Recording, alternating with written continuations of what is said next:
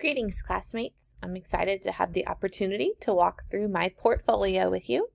Here is the home page of my Weebly. And if you go to the About page, you're able to see my picture and some information about me.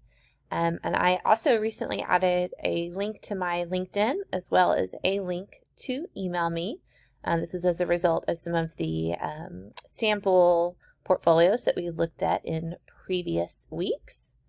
And if you go over here are all of the courses I have taken. If we go to LTDE 5302, we'll be able to look at the artifacts of learning from the last 8 weeks. At the top of the page, I have the course outcomes just for reference. First was the unit plan. My unit plan was a professional development opportunity designed for primarily university faculty to think through how they can identify authentic assessment learning opportunities for their classes, which addressed Outcome 5. This was a really interesting practical opportunity for me to utilize backward design and what it is that I would want faculty to learn and how I could help guide them towards that. Used an interesting Weebly extension to embed the PDF into the page.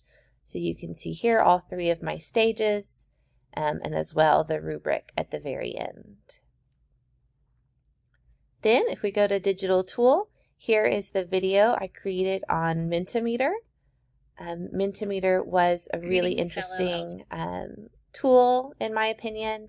I have had some experience using it in professional development sessions in order to foster more conversation among faculty. I've found sometimes they're more willing to engage in what they perceive to be an uncomfortable situation or maybe a situation where they aren't confident in their answer if they're able to submit that through a digital tool rather than simply sharing it out loud with the group. Next is the tease video. This was one of my favorite assignments. I really enjoyed working on this. I used iMovie, which I've only had minimal experience with, and so it was fun to practice around and to have the opportunity to learn how to use a new digital tool myself. But my tease video is on authentic assessment that goes along with the unit plan at the very top. And then lastly was the collaborative digital tool presentation. For this assignment, I worked with some of my classmates and we previewed Sway, which I had never heard of before this experience.